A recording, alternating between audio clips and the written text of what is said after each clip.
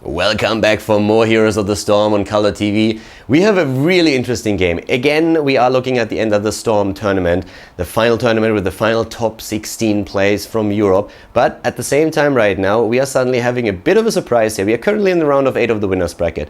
And in the first round, in the round of 16, we had Puszek team, a Polish team, going up against TeamLiquid. And well, everybody that looked at the bracket expected in the upper part of the bracket TeamLiquid to go all the way to the finals, and people were expecting Navi maybe to come in from the winners bracket as well, so that we had a great winners bracket final there already. But then suddenly there was a pretty big surprise, because Puszek team, the Polish team, suddenly took the first map of TeamLiquid, and everybody was thinking, what exactly happened there? And it didn't really stay with that one map win for them. After TeamLiquid tied the series, all of a sudden Puszek team wins game number 3, advances in the winner bracket, and TeamLiquid is in the losers bracket. That's absolutely unheard of. TeamLiquid has won everything for like weeks and months, and I can't even remember when they last time lost a best of 3 series or a best of 5. So Puszek team, already a bit of a surprise here. They advance in the winners bracket, and then they go up against ATN Fancy now. So I'm super excited to see what exactly is going to happen here. The draft already was very interesting, because Puszek team basically went for a composition that focuses a lot on the bubble wipe. If you set up with the Void Prism and you trap a couple of heroes, you now suddenly have with Khaldor a great hero already that they can use a Phoenix and also a Flame Strike to all of the targets that are trapped in the Void Prism. And then they also have now Jaina, and on top of that there's even an ETC in the mix. You see where this is going. This is going to be a very difficult lineup to deal with. If you're trapped in the Void Prism just once with 4 heroes, then you will probably lose that team fight. But ATN Fancy, they are very well, they actually, I think they can take it here, so they're going into this game with a lot of confidence, and we're going to find out now if they can really take this first map. It is a best of 3 series once again, the first map coming up right now between Puszek team and ATN Fancy.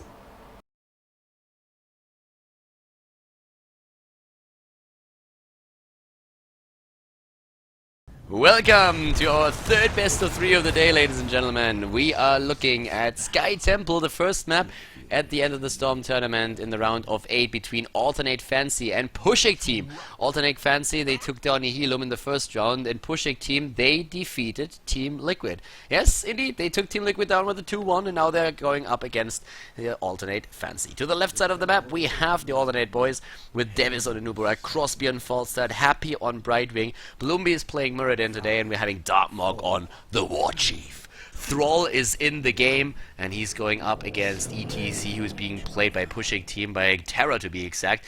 We have Uberim on Zeratul, Shadowbro on Jaina, Rutzuf on Malfurion, and Kreku on Khaldor. And the action is starting immediately, isn't it? Well, maybe not quite, but it looks like they were aiming for it. They were trying to intercept the hero here in the middle, but Terra was ready for that. On level 1, of course, he took rolling like a stone. Level 4 is going to be the double neck guitar. It's the focus on the power slide that you see on ETC these days when we're talking about the builds.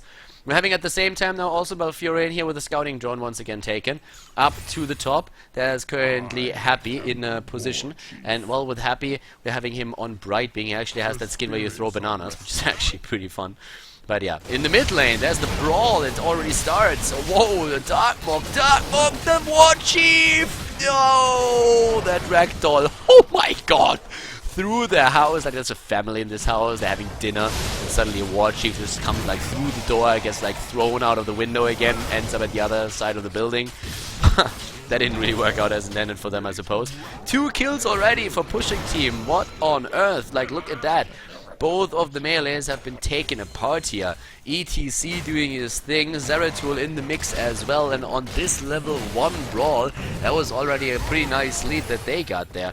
Yeah, this is a really annoying setup that we're seeing for Puszek team, by the way. I've been talking about this in the draft a bit, but if you think about what we're seeing, once the heroic abilities come into play, this is a nightmare when Zeratul gets a good setup. Oh, but before that happens, we're actually seeing ETC about to be taken down. I can't believe that he got away from that. ETC gets out of the danger zone, but as I was already saying, like later on when we have Zeratul for setup with the Void Prism, just think about that. Zeratul sets up the Void Prism. Immediately the Phoenix is being thrown on top of it. Once the Void Prism goes away, Malfurion uses his roots to lock everybody down. Jaina drops the Blizzard, could theoretically even go into the Ring of Frost. For the first time in competitive play, we might see that heroic ability. I don't really think it's going to happen, but it would work with the setup that they have. It's an insane wombo combo setup that they have there.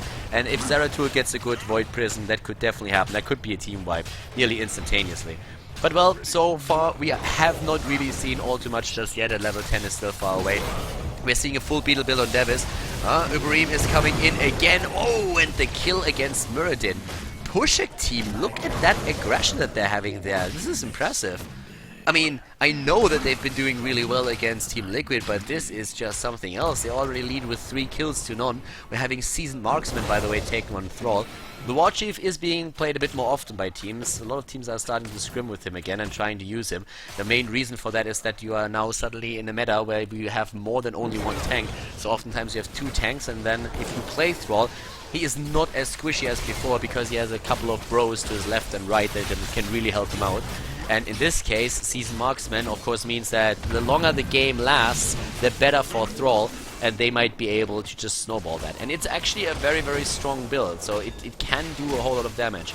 Even a Venom take now on level 4, that gives a very, very strong level 4 talent, of course. So in the early game, you can do quite a lot of damage, and apparently they just didn't really need the rest of the talents there. But Venom is a really nice thing to have for additional DPS. So currently, a full force push at the tower at the bot lane.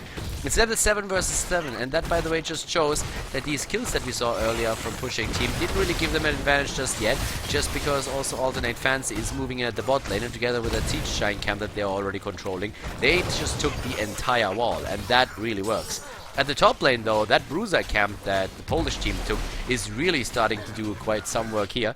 We're having, at the same time now, once again, Davis starting to rotate and moving in. The thing that T is currently trying to do is, of course, just help. First of all, help out. Thrall. Go Terra is there. Oh, Thrall is in a really bad spot. Gets taken out. Going a bit too deep here. Terra coming in from the side. And just like that, the kill happened. And now it's 0-4 in kills.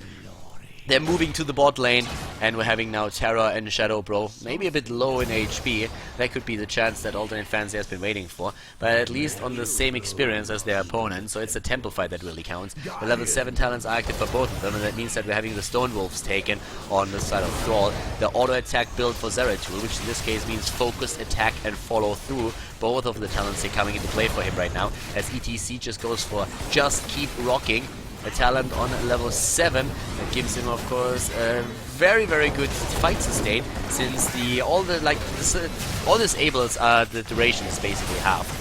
Once again, moving in here, stun attempt by Davis, and a pretty nice brawl up to this part, but you can really see that lack of hit points on the side of Puszek team is giving them some trouble. They don't have a well down here, and that was thanks to the aggression that we saw earlier from ATN Fancy, eliminating that wall and taking down the well. That really helped them to now keep that shrine here. So they get the shrine, but in experience it's still basically eye level that they're at here. Level 9 versus level 9. We're having Snowstorm also taken now on the side of Puszek team for Jaina. As I said in the last game, I'm really liking this talent. I think it's much more likely that you get your second Snowstorm or a second Blizzard in there if you have it. And of course, considering that they are probably going to try and run the Zeratul Void Prism setup later on, it makes sense to go for the additional range. I would be surprised, for example, if Malfuri wouldn't go for the Tenacious Roots on level 16 over Hardened Focus, just because they can use that setup so much better if he has the extra range on his roots. So currently we're seeing the talents coming to play. We're having ETC with Stage Dive to counteract the Brightwing global presence that we're seeing with Phase Shift. And we're also having Void Prism, there's Water Elemental, no Ring of Frost. The talent is just too bad, but in theory we could have seen it here with the setup that they have. Phoenix and of course Tranquility. Looking at the lineup that we're seeing on the left side for the blue team, actually, Brightwing, wow, cutting it close there, Happy, don't you? Yeah, really happy fella, isn't he? He should rename himself from Happy to Lucky, because that was very close. That was too close for comfort. We have Web Blast, there's also Hinterland Blast, 2 blasts, and we have the added heal, thanks to Blink Heal. We're having Avatar and also Sundering. And there it is, there's the first one. Are they getting everything in? ETC jumping in! And this didn't really work out the way that they wanted did it. Now suddenly the stuns, and they're trying to take down Zeratul, and they get him! The Web Blast already being used, and all of a sudden Puszek team, well, they lost their first hero, they lose a bit of momentum. And for the first time in quite some we are having Team Alternate Fancy with a slight experience lead. It's of course negligible, but still, wow, Crosby diving deep for this one, flying into 4 heroes, had to move back there. They didn't get a second kill. But yeah, that setup didn't really work out the way that they were probably envisioning it because, well, Zeratul got the Void Prism off, but then all of the rest didn't really work out. And what really helped also was that Thrall immediately used Sundering to just get everybody else out of position, so that nobody could really get close enough to the Void Prism to put the skills into motion, or the abilities, so that the bubble would be completely wiped. So an interesting touch there to that. I really like that, and Sundering in this case, it really works out for them. I'm liking this. I didn't even think about the opportunities that they had with Sundering there, but Darkmog is once again a bit far off from the rest of the team and needs to be careful here. The teams are starting to fight for the top temple. There's of course 2 of them available right now. Still 20 seconds on Zeratul.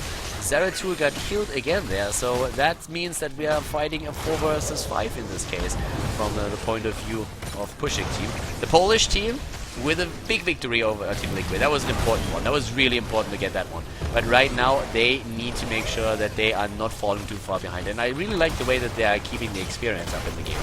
They are ahead in kills, but they are rotating ETC down to the bot lane. He by now has his stage dive ready again, so he can start to jump to the top whenever he has to. And they're just protecting that one fort as much as they can. Fort protection is happening, and here comes the jump. ETC, it's a fight, and ETC is where Void Prism, Phoenix already in place, but Falstad and Jaina are down, and therefore they didn't really want to fight. So a few of the heroes, it's a trade, even one each, and in this case ETC is just keeping the bot lane. Might just be able to take down that tower actually. It looks very much like he will be able to take down the fort, and that would put them into reach of level 13. They're gonna have that level any second now. Oh, Davis. Nah, didn't really hit it. Yeah, that gravity lapse didn't really hit by Kweku, and therefore they weren't able to really lock him down long enough. ETC apparently using a stage dive to leave the bot lane. He was already in trouble, as you can see here, so it just barely got away. 13 talents for both of them. Oh, Malfurion is taken out. Look at that. Even jumped to him. We have right now taken Showstopper on the side of ETC. In case you don't know the talent, it reduces the damage taken after a power slide, which is actually quite nice. So you get, if the team wants to focus you because you power slide into them, they can't really do that, and you just face the other way. There's already Wormhole being used. Distortion Beam is also being used.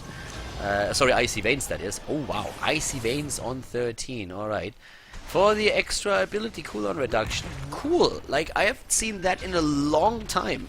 It's actually a very similar icon to Distortion Beam, which is why I immediately jumped upon that name, even though there's not even a tacit in the game. So yeah, sorry for that. But Icy Veins is actually pretty cool, so that could get the extra damage in those fights. So Jaina will do a lot of that. And well, we are seeing at the same time now Burning Rage and Thunderstrike's taken. Another thing that I want to point out is that Phase Shield is being used over the Phase Shift.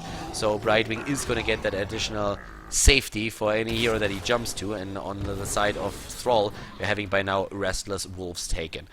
And, well, Thrall already up to the top here, and trying to block Terra. Terra is completely out of it. I mean, there's like 4 heroes surrounding him, he didn't see that coming, and that's a bit of a surprise, to be honest, because they still hold the temple, or the vision. They still hold the vision.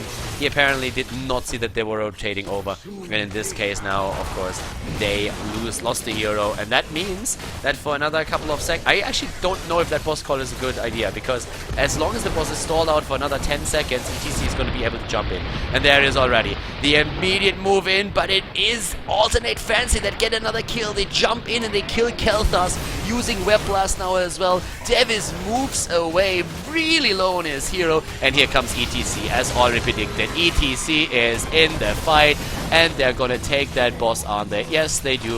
And that's exactly what I've been talking about. As long as you stall it out a bit, ETC can jump in. He did. He stole it. And Puszek team, they suddenly have a boss pushing the bot lane for them. And at the top lane, look at this wave. This is the mother of waves that we have there. There's like 2 waves and a few remainders of the earlier camp that they took. And now there's also a temple on the map, and that means that Puszek team is going to get this one too. Both teams still extremely close in experience. 6 kills against 7. Zeratul was just accompanying the boss a bit and seeing if he could maybe get an easy kill there somewhere, which was not the case. But yeah, now they're starting to move up to the mid lane again. A double blood for blood, critterized Stoneform and Overdrive being used on the side of Team Alternate Fancy. The blood for blood, of course, going to be great for Nugurak and also Thrall to keep them alive and maybe even burst down a hero here. But especially for Falstad with that burst damage that he's trying to execute anyways, it's going to be a nice talent. Again a kill, and this time against Jaina. Sundering's cooldown is really low. It's 70 seconds, I think, and it's working so well for them right now to just use that over and over again. Web Blast, isolating another hero, and here comes Alternate Fancy. Wow. Nice kills that they get here. After we earlier saw the boss stolen by a Puszek team and them suddenly gaining some momentum, Alternate Fancy is just saying like, no, forget it guys, like this is not gonna happen again. Yes, that was a bit of a weird move and we should have probably taken that a bit faster, but we are going to take that back, and they got 2 kills immediately. Okay, so game pause, that gives us the opportunity to look at the damage a bit. Healing alone, we have 30,000 heal already against 15,000 here on the side of Team Puszek. And in this case, if you're just looking at Jaina, it's 18,000 damage that she dished out. Thrall with 21,000. For Thrall, one of the reasons why he's suddenly in the meta again is just because he's a bit safer now. I've been going over this already earlier, just a bit, but I want to emphasize that again. They are running with 2 tanks right now. So whenever Thrall moves in, he's not the only frontliner there. He's not the one guy that you can really focus on. There's two big guys next to him that can stun, that can slow the opponent down, and in that case, Thrall is really thriving, and that's exactly what we're seeing here. The seasoned marksman that he took, that helps him a bit as well. Currently his attack damage is at 336, so that is pretty solid as well, and with Thrall they are going to have a lot of fun, especially in the later stages of the game. And that's of course a big threat to what we're seeing from Puszek team. Puszek team is currently, with their main damage dealer being Jaina, in a situation where, especially now with 16, the power spike on Khaldor should really start to help them. They have Ignite now taken. It didn't really come into, it didn't get used yet. In the last fight wasn't really a fight. It was just like 2 heroes getting annihilated immediately and everybody else running away because they realized they couldn't fight. So Khaldor's power spike is not really visible just yet. We didn't really have a fight where he could use his talents, but we will soon. Here's the Tenacious Roots. I've been talking about it earlier. I would have been surprised if he would have gone for any other talent. Go for the Hardened Focus there. I feel it doesn't really make any sense if you bank all your hopes on a good Void Prism setup and then Phoenix, Flame Strike, and also Blizzard being used there. And that is one of the things that you really need to keep in mind. No matter how it looks in the game now, at this point we're even anyways, but even if they were behind like 2 levels, 3 levels, all that Puszek team needs is one amazing Void Prism and they can win the game on the back of it. So that is also what Alternates needs to be careful about.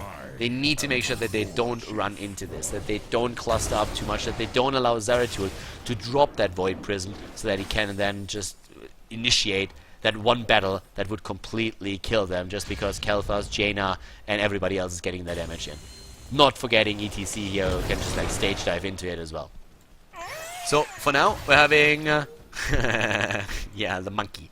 The monkey is throwing bananas around, trying to find out what's going to happen over here at the hard camp. And well, right now it's going to be taking the bruiser camp. But we have Alternate moving in, and Puszek team abandons it. Wow, that's an early trank. Oh, that was a mistake. I think that was a misclick. I think we just saw a misclick on Malfurion, and that's really bad. That's really, really bad. Now Tranquility is down. You need that for the fight. You cannot really start that next fight without Tranquility. I mean, if you get that perfect setup with the Void Prism, then your heals might not matter too much and then you can do it. But engaging into a battle now where you're not sure if you do, that would be very, very greedy. I don't think they're going to try and do that. Yeah, Tranquility in this case is kind of a must. Uh-oh, the War Chief is in the wrong spot and he's dead within a second. Roaming the map alone in the late game is rarely a good idea, and that is what Thrall just experienced firsthand. Now, of course, Puszek team, they're trying to move in again. It's just these jumps, like, back and forth the entire time. EDC at the front, and they get another kill. They get another kill. It's Brightwing who goes down, and Puszek team, they take the temple. They can get the one at the bot line now as well. Blumby is already rotating again. This is, I'm loving this. I mean, this is back and forth the entire time, usually started by individual mistakes, but still, it's really entertaining to just see how this game is gonna yeah, shifts just every few seconds. And, well, getting blown off the temple. Not his greatest moment, but we have it captured on video, so you can watch that every time that he wants. Level 20 is going to hit faster for Puszek team. They're starting to put more pressure at the bot lane. The well is already down. They're going to get one of the towers. I really doubt that they're going to get the fort as well, but still, they're doing quite well here with the position in general. And as long as they hit the 20, they should be in a great position here. So, right now, let's look again at the damage a bit, and also at the kills. Thrall got taken out 4 times in this game. And 2 of those times, he was just at the wrong place at the wrong time, trying to just move on the map. So he needs to be careful with that. If you're looking at damage, he's still leading the charge, so, and I'm not only talking about Team Alternate, I'm meaning about the entire team. That Chain Lightning alone is already doing a whole lot of damage. And then when you get in with the Thundering and get the right clicks in, that's where you can start to make some real work out of it. On level 16, it is Blood for Blood that has been taken here for him. They're still having the Spirit Wolves, the cooldown reduction, and also increased duration on the route. Down here, Bloomby is just like trying to make sure that nobody is going to see what's happening around the boss. But Ibrahim, the Zeratul player, is already there. The entire team is actually rotating, except for ETC, but ETC is going to jump in. Look at that damage that he does. Look at that insane damage. That Void Prism, on the other hand, was not really the best. There was not a lot of sync. No. These 2 ults were really a bit off. Yeah, they had better setups already. That was not what you want. Kreku with the Phoenix a bit too late to really do anything against Muradin. Muradin just basically jumped out of the Void Prism right away. There was nothing, so Void Prism hit at the same time as we saw the Flame Strike and the Blizzard hit, so that was also a bit off. Communication at this point was not the best there, but Alternate also did a very good disengage. I mean, they saw this coming. They immediately moved back. The thing that really scares me every single time that I see Zeratul with this build, who by the way now on level 20 took Nexus Blades, and we're having Death Metal being used by ETC. The one thing that always scares the crap out of me is when I see how much damage Zeratul does with these right clicks. I mean, he just right clicks in, does an auto attack, and then suddenly the opponent's target or the opponent's hero is already on half HP. Not quite, but yeah, exaggerating obviously a bit. So the level 20s, a double hardened shield on the side of Alternate Fancy. We're having 2 Bolt of the Storm for Puszek team. One on Jaina, one on Kel'Thas. We're going to be really happy about that. Make sure that you keep them alive a bit more. And, well, what else do we see on the 20s? We talked about the Death Metal already. We have a Storm Shield for both of the teams on the support. And that Nexus Frenzy is, of course, going to do quite a lot of work for Falstad. Yeah, the hits here, these Flame Strikes, that's what I've been talking about, right? And now the Flame Strikes are definitely going to increase the damage on Kel'Thas by a lot. All of a sudden, he just bounces to the top of the damage list. Hero damage, the leader is Kel'Thas, and by a huge margin already, just because of these few Flame Strikes that he was able to land. And they're going again. Here comes Sundering, they're trying to isolate one of them. Zeratul blinks away in the last second, uses a Void Prism before that. That was well done. Not really the follow-up damage that they were looking for, but at least Zeratul didn't die and they already killed Thrall, and now they're trying to go for Happy. Happy is dead on right wing. Very well played here by Puszek team. They never really got that heroic ability combination off that they tried to use here in this game. But even if they didn't, they just controlled these fights so well. The Void Prism was most of the time a bit of a, I don't want to call it a panic Void Prism, because that doesn't do it justice, but it was one of those defensive Void Prisms where you just say like, okay, I'm not using this to really initiate and to reset something up. I'm using this because I want to get the hell out alive here. And if I don't do that, then it's going to be a big problem. But yeah, right now we're having Terra and the rest of the Polish team moving to the top lane. There's still one temple that they can go for.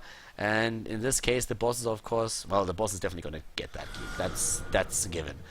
What else are they going to be able to kill? Well, up here at the top, I don't really think that they're going to be able to drop that fort as a keep, to be honest with you. In the mid lane, it has much less hit points, but they can't do anything about that. I like that. Getting the camp, ETC is at the top, you get the camp to the right, the boss is already pushing, so you know that there's nobody to really contest it. You just run the objectives on the map, that works, and they are moving down to the bottom left to get the next one. There is, they're gonna get this quite easily. And yeah, that Kel'Thas damage, 42,000 already, what a beast! And look at that siege damage, by the way. 114,000 siege damage on Kel'Thas. Second is Falstad with 130,000, not too bad. All of the camps are now taken by Puszek team. Alternate does currently not get a single camp. Well, I guess they get the camps, but they're just pushing against them. Yeah, so they can't capture one of them. Level 21 versus level 22 is what we're currently seeing here in the game, and the next fight could decide the game. Especially if Puszek team wins the next fight, they can simply move through the bot lane and end it, I feel. Depending, of course, of how many heroes they kill. On the other hand, if Alternate is able to claim the fight, then I'm not quite sure if they can end the game already, just because there are still all three keeps alive for the Polish team. But it looks like, yeah, Puszek team is moving in anyways right now. They are trying to run this with Terra once more. He's just sliding in those ETC, and I'm actually a bit impressed that he's able to keep his ETC alive the entire time. He died once. That's not a whole lot. ETC lost a lot of his tankiness in the last patch. He's still a great utility tool and very annoying with his power slide, with his, like, just the stuns that he has, you know, like the stuns and the disables, they are great. Wow, that was well done. I've seen thralls that completely ruined the hinterland blast of Falstad, but I've never seen a thrall that set it up. That was well done here. Great move by Darkmok, but this fight is not over yet. All of a sudden, the Puszek team is gaining some momentum again, and down goes Muradin. Muradin already dead, Happy trying to escape. I think he will, but now, of course, they're going to lose even more structures here. There are currently 2 temples on the map, so you can't even move back. Oh, Malfurion goes down. That was a good move, but it looks like Zeratul is not going to survive this battle either. But there comes Crosby. Oh my god, again the damage. Down goes Anubarak. Thanks to Kelthas. Kelthas at 76,000 damage to heroes now. 76,000. And we have the triple temple phase. Guys, he had 42,000 before that last fight started. 42,000. By now, he is nearly doubling the damage of other heroes. He is actually doubling the damage of other heroes. I mean, just look at it. Like, this is insane. That damage on this guy, if he gets a few of the flame strikes with Ignite in and one good Phoenix, that's all that he needs to go completely ham on the opponent's team, and that's exactly what he's been doing. So we're having the top shrine or the top temple abandoned, since apparently Darkmok is starting to move in, but already the first damage on the core. The shields are gone, 96%, and that's thanks to all of those temples that were taken. The problem is that if they are taking 1 or 2 of these temples, that's all that they need to do. 1 or 2 of the temples, if they get another kill, like Alternate Fancy is about to lose this game. They are about to lose this game. If they allow 1 temple to be taken by the opponent, the game is over. But if they can get the kills in right now, well, if they lose Darkmok like this, then they won't. And this is looking like they're not going to be able to get that. Nope, it's a double kill, and that should conclude the game. They don't have to go for the core. All they have to do is claim 1 or 2 temples, get a few shots in, and then the core is going to be dropped. Up at the top, uncontested, we have Malfurion. The shots are coming in from 2 sides, and this, ladies and gentlemen, should be game. Of course, Alternate is trying to fight, but what exactly can they do here? The move down to the bot lane, this is definitely going to be it. So in this case, we are seeing Puszek team take the lead against Alternate Fancy. Very impressive performance. After taking down TeamLiquid in the first best of 3, they take the lead now in this series. A 1-0 for Puszek team against Team Alternate Fancy. The Polish team takes it on the first map, Sky Temple. They take the lead here. These guys are really impressing right now at the tournament. The second map is, of course, the map choice of Team Alternate Fancy, and they decided to go into Blackheart's Bay. And they are playing a composition here where they are saying, alright, we are done kidding around here. They play with the Illidan composition that they already played before against other teams like Nihilum, and they have their roaming squad again, Muradin and Tyrannus. They got that through the draft, and this is the weapon that they're trying to use right now to at least tie this series up, to give them at least the hope of going into a third game and then advancing throughout the winner's bracket. Puszek team, of course, they want to close this out with a 2-0, and we're going to find out now in Blackheart's Bay if they're able to do this, if they really take down another great team here on the European tournament, or if this time they will lose the map to their opponent and have to struggle through a third one again. So guys, coming up next, Blackheart's Bay with Puszek team versus Team Alternate Fancy.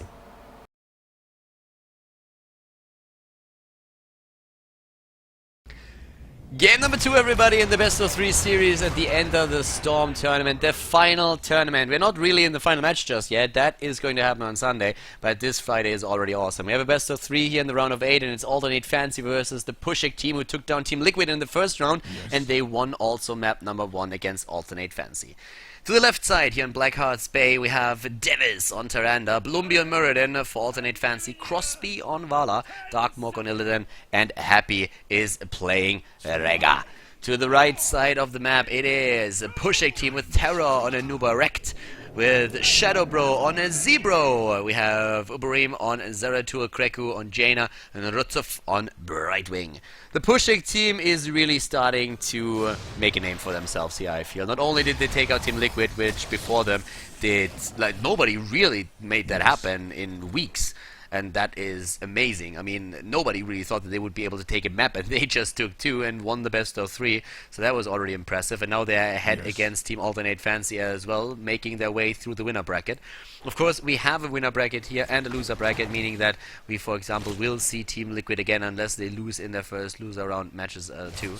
Currently, down at the bot lane, Darkmog already waiting for Zeratul to appear somewhere on the map, because I'm pretty sure that his teammates already told him, listen up, bro.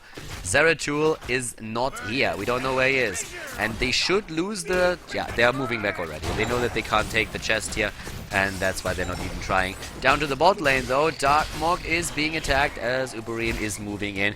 This chest is going to end up in the hands of Puszek team. So it's going to be a traditional trade. 1 chest for a chest. Both teams get 5 coins.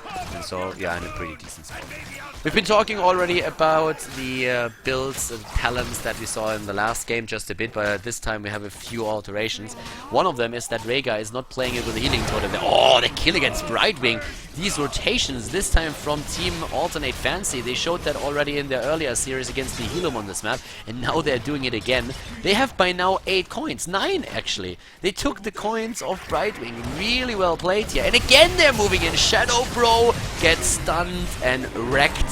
Wow, no chance for him. Like, he thought himself safe, and little did he know, immediately taken out after Muradin jumped in with a quick Stormbolt.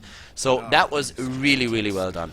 I mean, right now we're having up to the top lane Kreku, still soaking experience for his team, and I am very curious to see if he's going to be able to... yeah, I don't know, to maybe even push that lane in, because on Blackheart's Bay, of course, it really matters on how many structures you can take down without the help of the objectives. The fewer structures are on the map when you start to get those coins turned in, the more damage they do to the inner circle, to like the keeps and everything, and that is going to be super important here. But we've been talking about builds a bit, so let's come back to that. We have on Tyrande, of course, that sniper build taken. That's one of the reasons why we already have 2 deaths on the side of Puszek team. That you have that roaming squad with Tyrande and Muradin. Muradin, Stormbolt Hammer into Tyrande stun, and then also the Hunter's Mark applied, just makes for really good snipe potential that we have here. So in this case, we're seeing to the left side of the map. Oh, there we go. Illidan taken out again. Puszek team trying to snipe one of these camps, but suddenly the rotation from Alternate is coming in out too. And Terror about to die. He's trying to stun at least, at least Tyrande, but it doesn't matter. The camp has been stolen by Puszek team, but can they win it here? Blumby just barely jumping out, gets healed mid-jump. He just got healed mid-jump, and just like that, it's a lead again in experience for the Polish team. They got 2 kills in this encounter, but they might lose a few more heroes as Darkmog is jumping in from the top, and we had Blumby with an attempt to stun out Nazebo, but Nazebo is moving back. Another stun against Illidan, and Illidan is dead again. He just came back, and now he's down once more, but Nazebo died too. So they have another trade here. Level 6 for both of the teams, and now we're seeing a full multi-shot build, at least so far, on the side of Vala, going for Arsenal on level 4, whereas we have now, after Colossal Totem on level 1 for Rega, a chain reaction. Chain, this is actually going to become this is becoming more and more popular. We've seen that already earlier by Alternate, and they really get the healing numbers out with Rega here. That seems to be like just their go-to build for Rega after the healing ward got nerfed, and I'm really liking this right now. That's pretty cool. If you don't necessarily need vision with a far side, and you're saying, well, my mana pool is actually up to, you say, well, I do not need to go into Feral Heart, then this is a great one to go for. Once more, the damage from Zeratul. Zeratul with this auto attack build is just doing so much work, and we've been witnessing this once again. He's just jumping in here, doing his stuff, and this is doing they're doing really well here. Happy already moving back with 11 coins that he has now, and we're having now Shadow Bro moving towards the right side of the map. Actually, in the mid lane, there's currently Brightwing maybe in a bit of trouble. Gets jumped by Illidan and Rutzuf, who is pronounced like Shu or something. I don't know and I don't care. He's currently being attacked here. But this is suddenly turning into a 3 versus 2. Okay, they get away for now. Brightwing found some friends, so he, she, it is happy. Having still up at the top lane.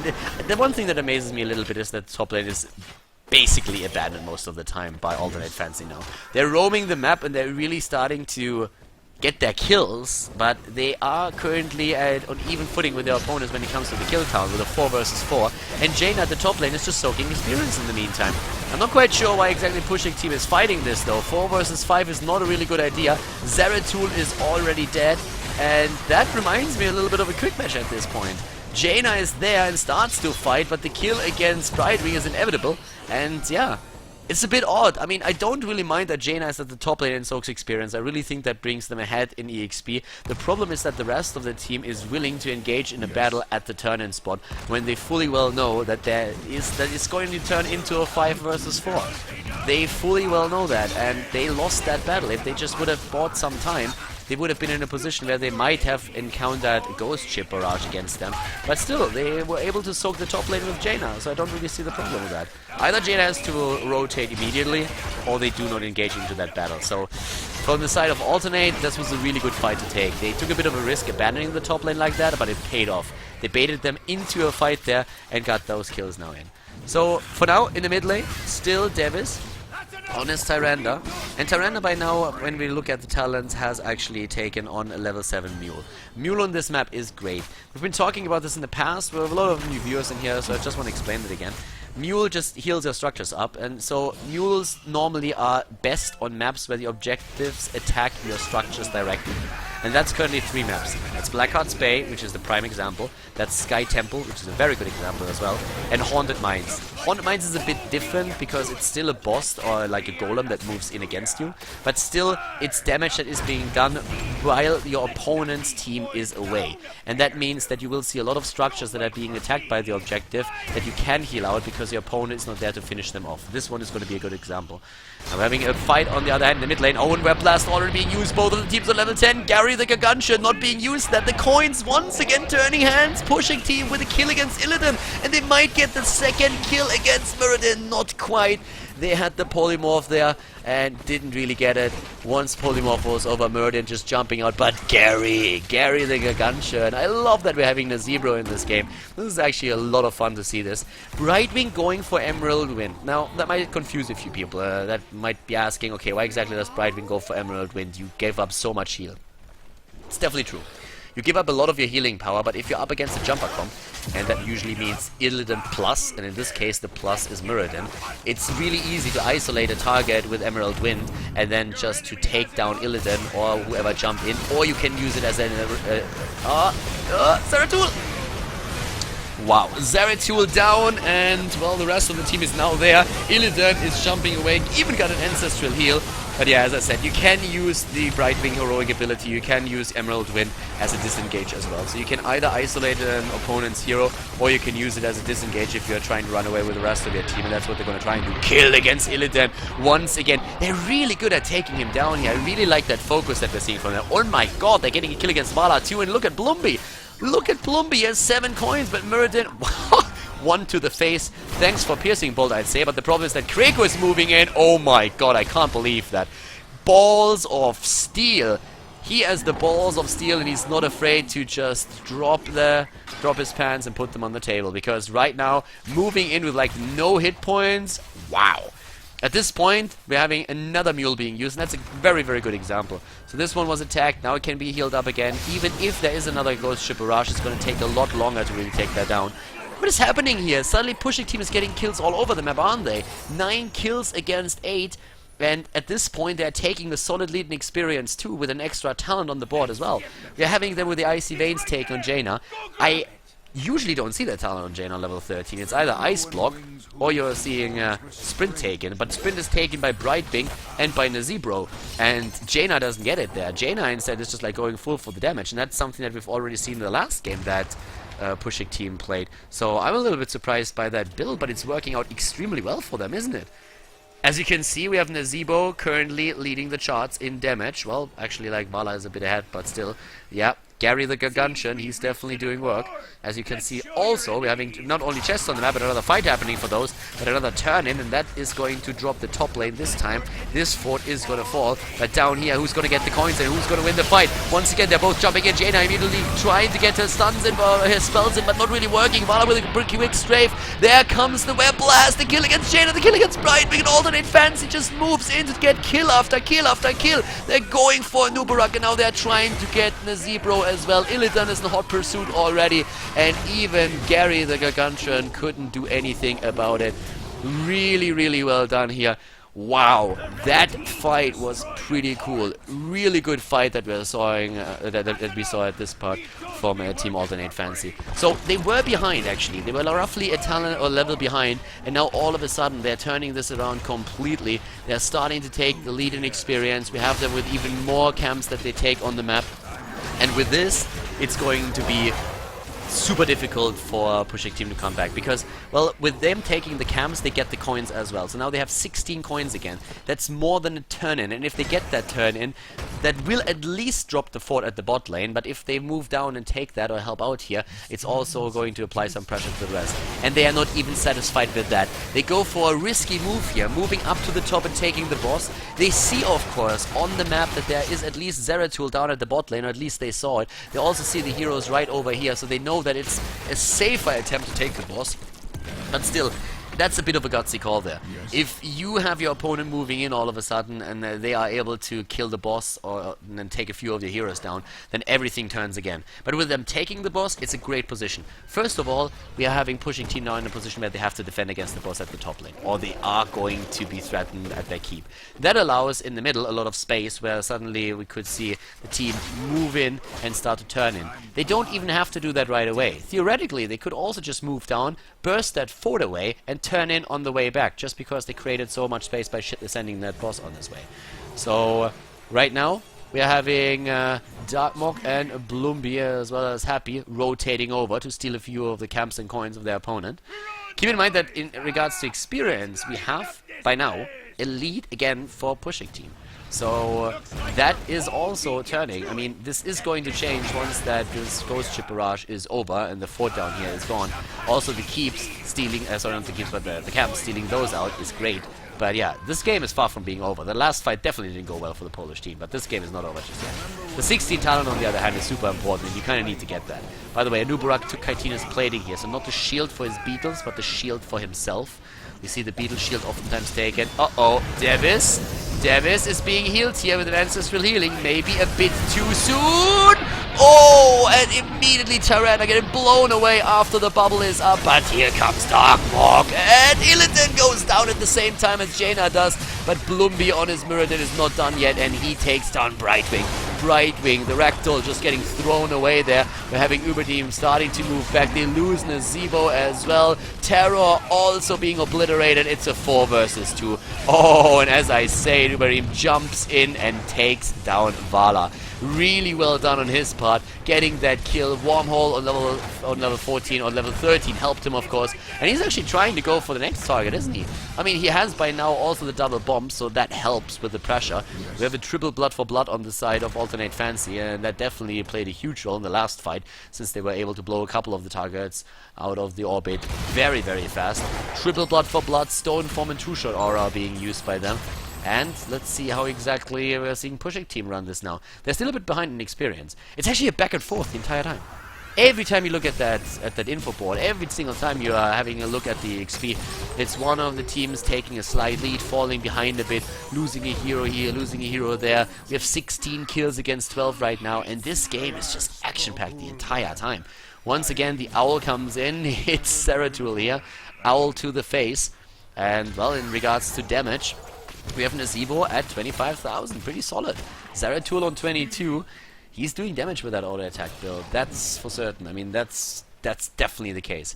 And the rest of the team is starting to move back down to the turning point again. Alternate Fancy, that is. But we're having in the mid lane currently Puszek team. And Puszek team has 11 coins. 15 coins against 11. So it means that both of the teams are close to a turn-in. Alternate Fancy actually has one. Yes. They have a turn-in. And they are trying to get that in. And they might... Well, there's 8. Oh, and here comes Illidan. Here comes the fight. And they're immediately going for the sniper receiver. The Sibo is dead. He can't...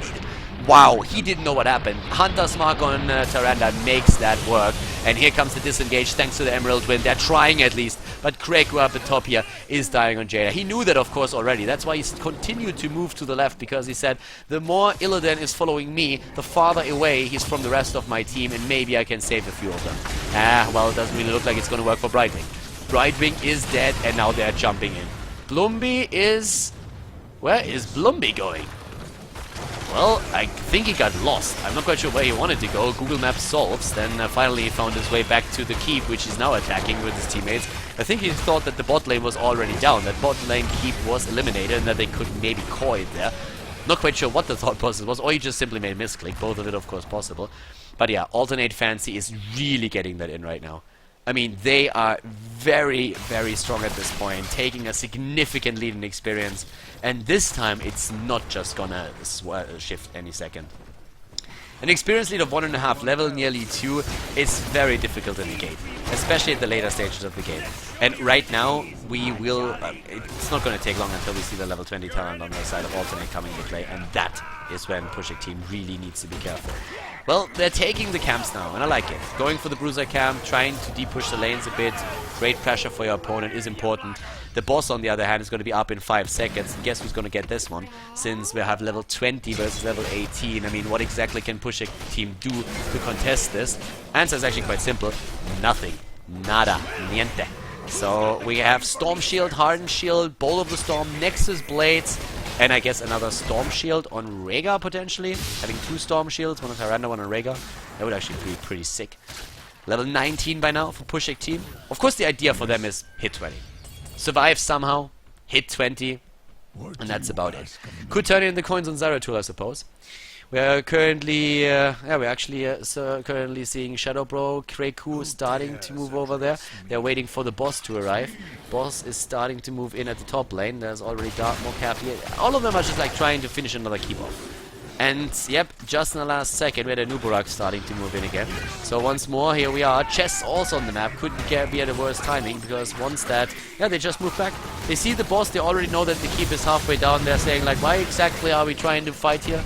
There's no reason. We have the 20, yes, that's true, but we can move back. There's another 10 coins on the map at this point in chests. That's 26 coins in total for us.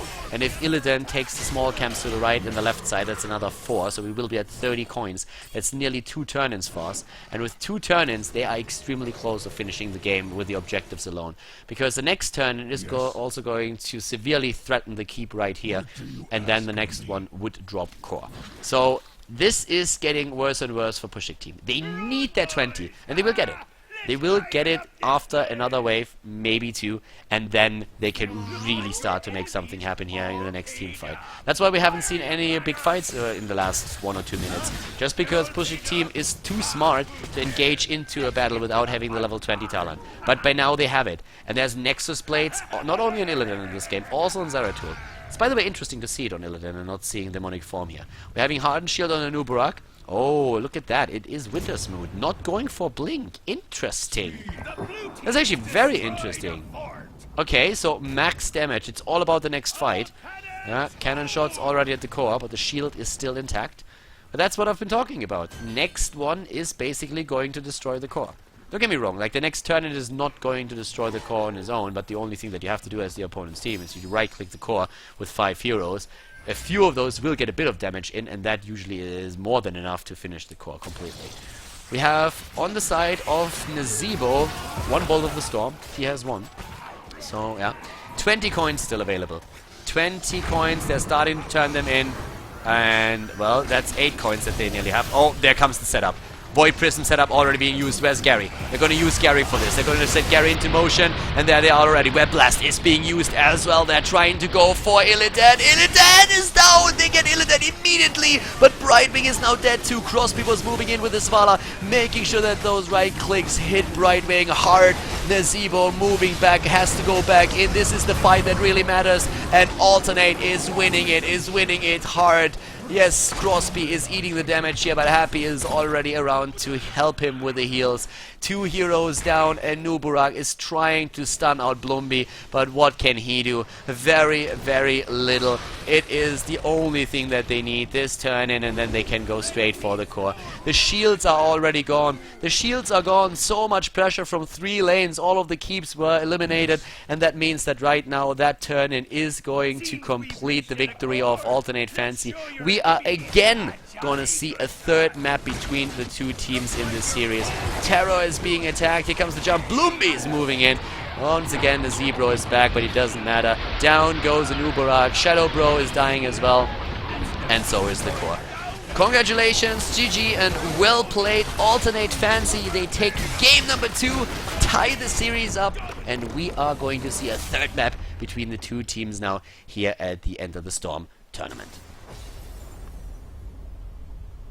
Blackheart's Bay ending in favor of Alternate Fancy. Again, we're going the entire distance into the third map. I love that Nazebo, by the way, on the side of Puszek team. Unfortunately, didn't really have the impact that they were hoping for, but you could really see that with the composition that was being played, Alternate Fancy has great results. And, well, we're going into the last map, which is Cursed Hollow in this case, actually. And Puszek team went for something that they apparently already used against TeamLiquid. They chose Nova. Now, personally, I looked at the draft and I was really wondering how exactly Nova fits into that composition. They ensured me that they have a lot of good results with Nova, even in a composition where you can't really combo her with anything else. But on the other hand, up against Alternate Fancy, we're seeing Alternate Fancy with a great team. Again, they have Zeratul in their composition. They're running this with Tyrande and also Muradin. So once again, that sniper comp, that roaming squad in the early game. And it's not going to be easy. I mean, Cursed Hollow is a map where you can roam with 2 heroes a lot. And that's, of course, the idea of Alternate Fancy. But Puszek team was confident with the draft going into the third map. Everything is on the line here, of course. Once again, the losers team is going to drop in the losers bracket. The winner will advance to the semi-final. Who's it going to be? Alternate Fancy or Puszek team? We're going to find out now. The last map coming in of the best of 3 series. It's Cursed Hollow.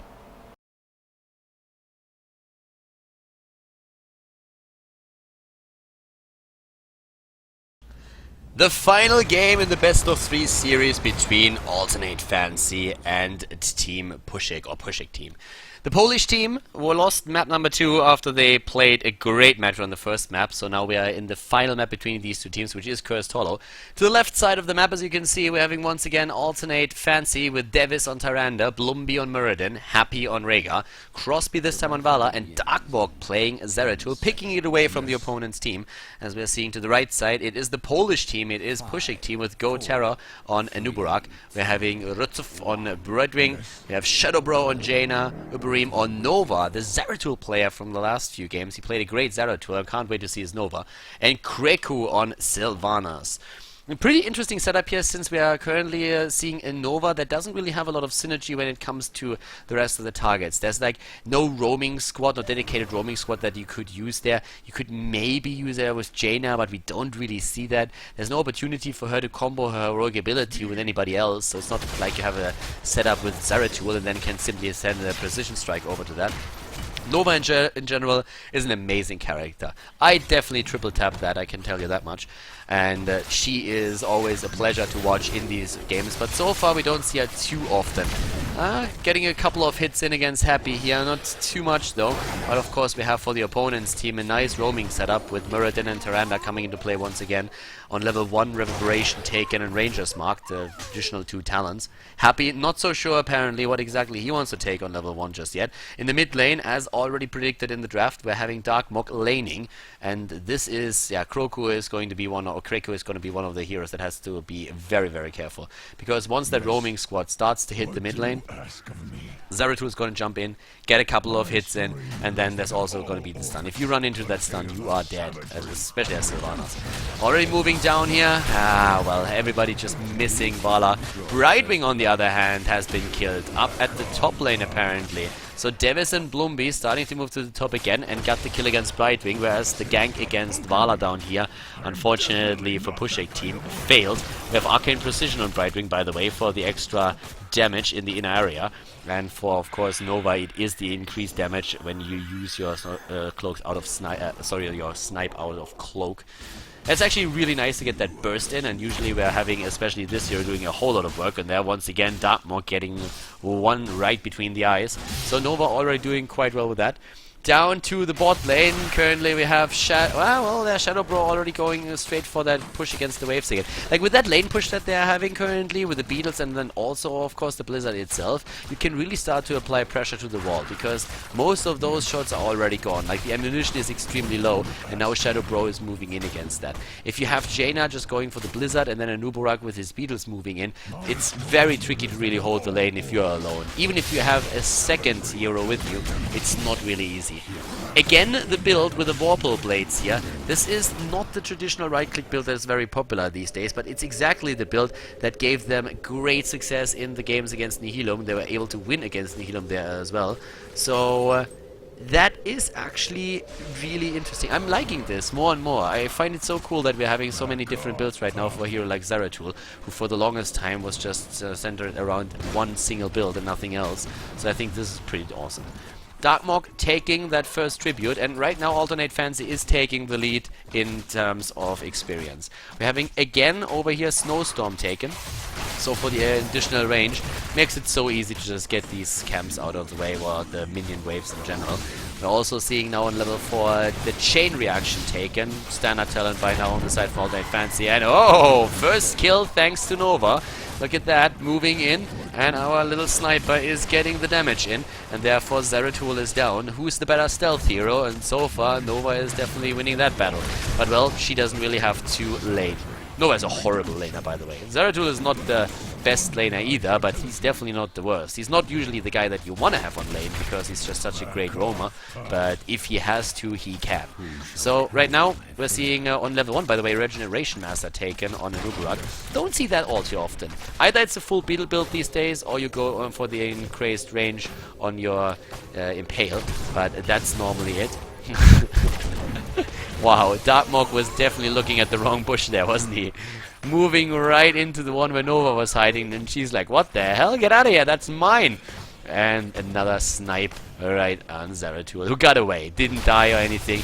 Yeah, but there's another hit, so Nova is starting to do her work. Now on level 7, that's of course where that burst comp is really coming to play. We're having anti-armor shells taken, moving in again. Oh, and there comes the exact note we've been talking about earlier, that lockdown potential, that opportunity to go for a quick polymorph and then try to prevent Zeratul from blinking while you apply damage. Exactly what we've been talking about. Searing attacks, by the way, now taken twice on the side of Team ATN Fancy. Once on Vala, who's already using that at the bot lane to take one of the towers down, and the other one on the side of Zeratul. We also have now, at this point at least, the tributes taken, one for each team, and that's pretty nice, especially since it looks like ATN Fancy has taken the last one, and that with Vala being at the bot lane, who did all the work, so very well done. Nice stun, 1 stun, 2 stun, Terror is down. These stun locks are crazy. If you ever played against a setup like this, it's so difficult to play against experienced players that really know how to deal with Murd, or how to use Murd and Tyrande. You make one step into the wrong direction and you are dead. It just hits you out of nowhere and you drop in hit points faster than you can react. There's just like no helping it. In the early game, it is so brutal, and that is of course what ATN Fancy are banking a lot of their hopes on. They're trying to get these done.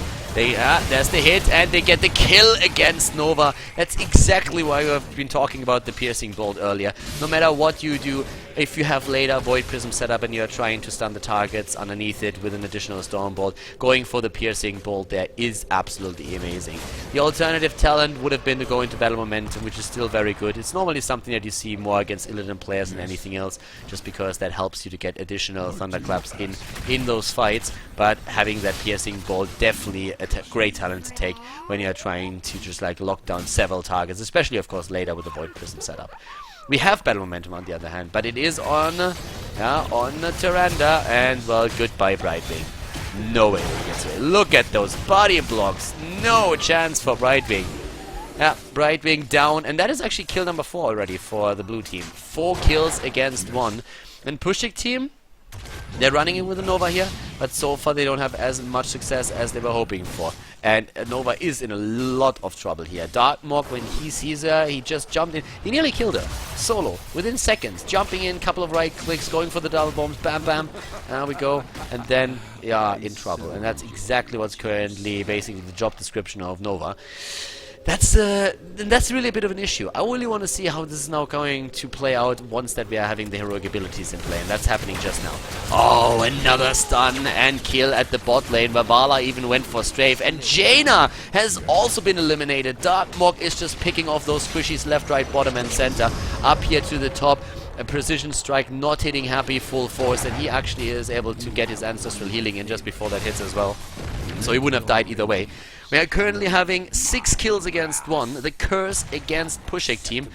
And, well, up to now, that Nova is not really having that impact that they were hoping for. And Alternate Fancy is playing an extremely smart game. Right at the tribute, or after the tribute and the curse against Puszek team, they went to the boss. Starting that now as well, and there's no contesting it, and it looks like Zeratul is going again for Nova, and this time he might actually get her. Jumps in, goes for it again, and yes! No! Zeratul with a bubble!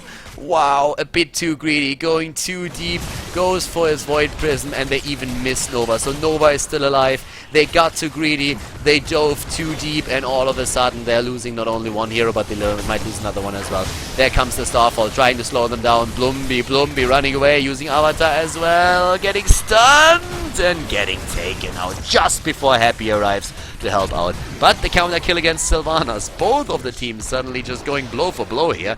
Has like no defense whatsoever, it's just like hit after hit. And at this point, we're having still 7 kills against 3 and nearly a level lead on the side of Alternate Fancy. Doing very well with this. So yeah, pretty cool job here actually. So now with the 13 talent, we're having again Assassin's Blade taken. Once again, this is a build that I at least so far have mostly... Actually, I've only seen it on the side of Team Alternate Fancy. But this Zeratul build has done work. It's not the popular auto attack build that we have right now, but it's a very, very strong one at that. So in case that you missed out on it, we have Rapid Displacement on 1, Warple Blades on level 4, on level 7 the Searing attacks, and now on level 13 it's Assassin Blades with 16 going to be Berserk, at least if he follows the same route that he went into the last game. Once again, a kill against the... It's just, like, did you see how fast that went? This is a tank, by the way. This is one of the tankier heroes that they have, but if you go for the double stun with the Hunter's Mark, and then there's like 1 or 2 other heroes behind to apply additional damage, you burst anything away on this map. Like, there's nothing that you can't kill within a few seconds. Muradin is still thinking about what he's gonna get here. Could go into a Spell Shield again. Burning Rage is also an option, always depending on what you want. Given that he's the solo tank in the game, Burning Rage, Spell Shield would probably be a pretty good idea, especially since, and there it is, Spell Shield has been taken, especially since we are having, of course, 2 heroes that can apply a lot of ability damage, and you should never really count out Sylvanas. Yeah, they get the boss, just barely, but they get it. The 13 talent gave now the lethal decoy, improved ice block, face shield, and also a spell shield on the side of Team Puszek. And well, Puszek team, oh, too far out, and the kill against Sylvanas, barely escaping.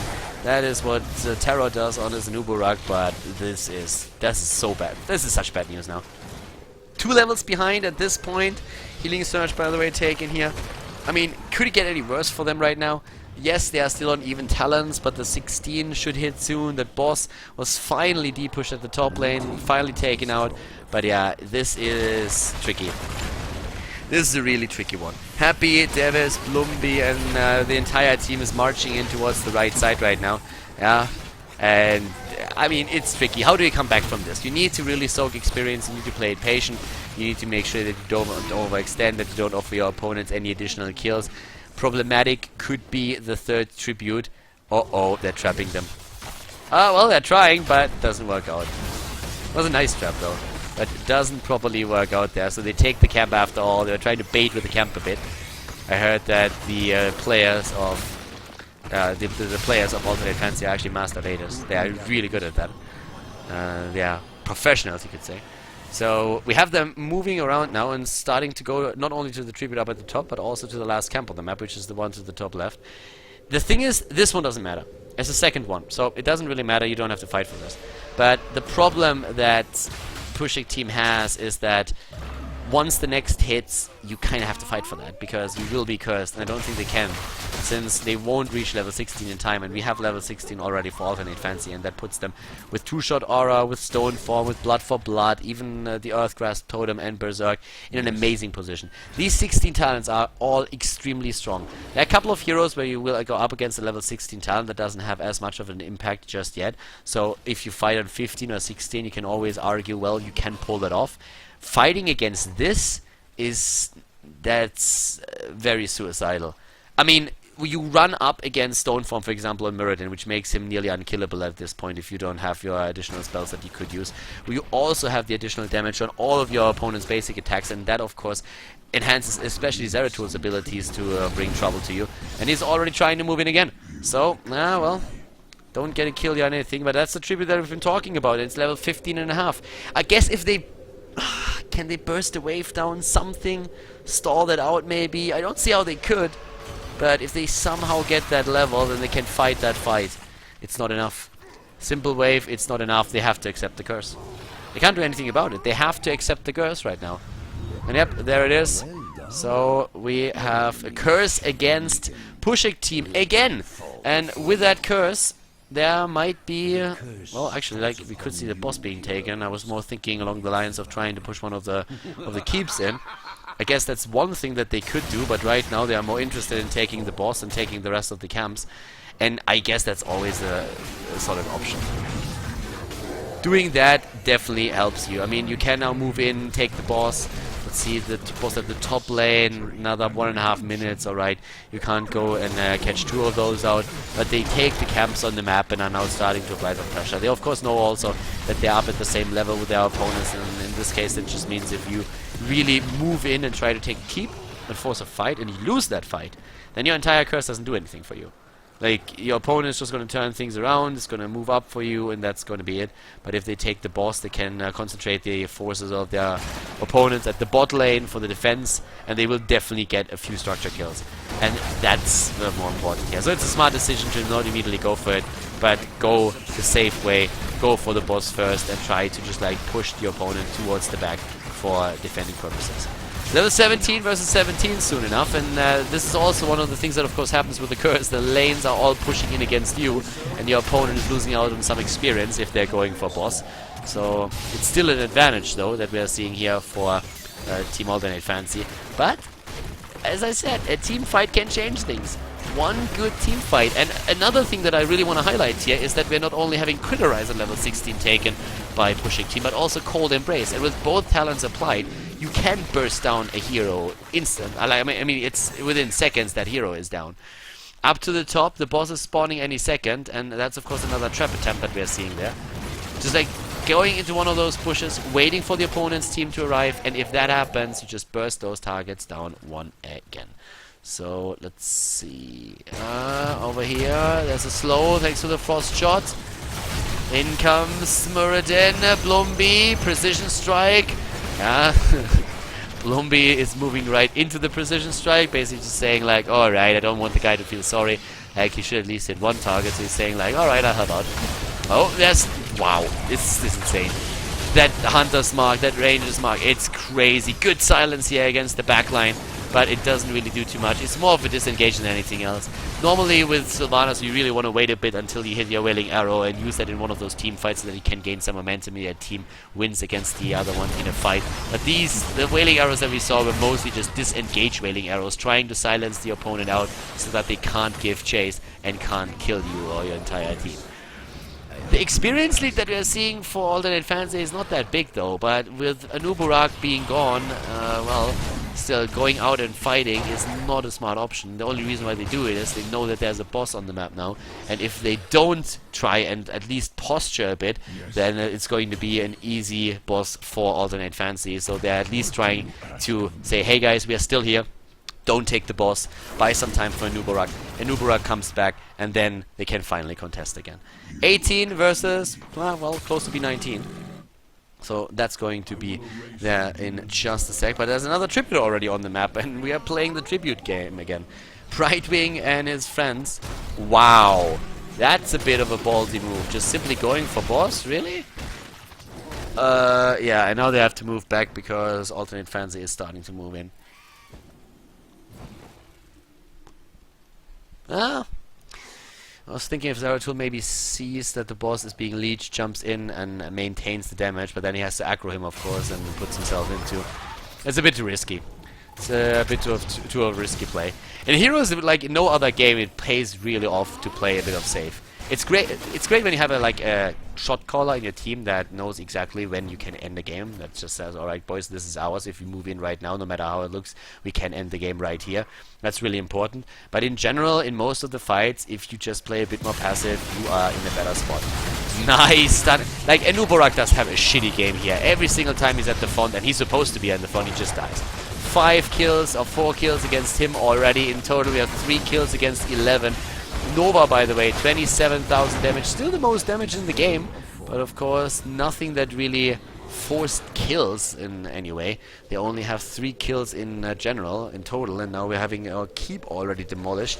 And level 20 is ready for Team Alternate Fancy 2. They lost the first map against Puszek team, and now they are really coming back with vengeance. I mean, they are showing how strong they are these days, and they have been continuously climbing the ranks. They have been in the top 10 for a long, long time already, and they definitely want to go all the way to the finals this time. Winner bracket final, of course, it is. The teams that lose here still have another opportunity in the loser bracket. And for now, we have also another opportunity for Alternate Fancy to take boss. They go for boss again. Let's look at the bot lane. Where exactly are we going to see these handsome fellas move to? They're trying to take the small camps. Well, that's not going to help them too much. That boss is definitely going to be a lot stronger. But of course, what can you do? You have only level 19. No Storm Shield. No Hardened Shield on Meridian. We have Rewind now as well. And with Rewind on Rhaegar.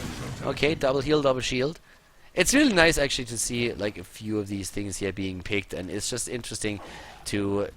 I mean, it's so strong, you know? Like level 20 talents are so damn strong that it's just impossible for the opponent to fight against it. At least not if you're suicidal or if your opponent doesn't really have very low hit points already. So in this case, it's just interesting that there's not really anything really except going for the bosses that Alternate Fancy can do. They sniped that keep in the mid lane. I suppose they could move with this boss and try to get another one, but the one at the top didn't even scratch the keep. Like it didn't do anything. Didn't do any damage to it whatsoever. So for now, yes, just roaming the map again, trying to level up. And there it is. Tribute number 3. This is going to be an interesting one because the boss is pushing the bot lane, right? So as long as they stun, they just need to stall. They don't even need to do damage. They just need to stall over here, and the boss is going to do all the work. But they don't even fight for it. They accept the curse again. That's the 3rd curse against Puszek team. The 3rd curse. They were absolutely willing to say, alright, we're not going to get anything done here. We cannot fight them. They're just going to stall it out. The boss is going to take down our keep. It might even go for the core afterwards. Might have enough hit points to do significant damage to it. So we are going to let that curse go again. And now they have to deal with this. All of the keeps are gone. Every single one of them. And Alternate Fancy hasn't lost a fort. They have not lost a single fort. Here comes the move in again. Void Prism already in the back. Oh, and at the same time, Vala was moving in, had a quick strafe here, but that did not last too long. Got interrupted. Here comes the precision strike, hitting absolutely nobody. But they take down not only Jaina, but also Sylvanas, and now the chase is on. Go Terra dodges that Stormbolt. Really well done, but there's still 5 heroes alive for Team Alternate Fancy, and this should be game. Well, Darkmock going down on the Zeratul, so maybe that's the defense that they needed. They're trying to rotate through or around the core and finish it off, and I really don't see anything that Puszek team can do here to stop this. This is going to be the 2-1 victory for Team Fancy. Congratulations, Team Alternate Fancy. They take the best of 3 series against Puszek team and advance to the semifinals of the winner bracket here at the Enter the Storm final tournament. And Alternate Fancy, they take it. After losing the initial map to Puszek team, the Polish team got defeated twice. Alternate Fancy, therefore, advancing through the bracket with a 2-1 victory over their opponents. Really nice games. I'm loving the compositions that we are seeing lately. A lot of heroes that we didn't see in quite some time are suddenly making a bit of a reappearance. Nazeebo coming back into play from time to time. We are seeing a bit of Azmodan. We're seeing Kerrigan. We're seeing Nova. I'm really loving this. It's pretty awesome to see these matches. Nice dynamic as well. And of course, seeing the best of 3 going throughout the entire 3 maps is always awesome. I hope that you guys enjoyed the cast and the coverage. If you did, you know the drill. Give the video a thumbs up on YouTube. Make sure also that you share the videos with friends if they are trying to get into Heroes of the Storm, if they're interested, if they want to see how the competitive scene is currently playing the heroes. Will be very much appreciated. And guys, I hope that you have a great day. See you soon with more content here from the Heroes of the Storm MOBA, and of course also the End of the Storm tournament in particular. See you guys soon. Bye bye.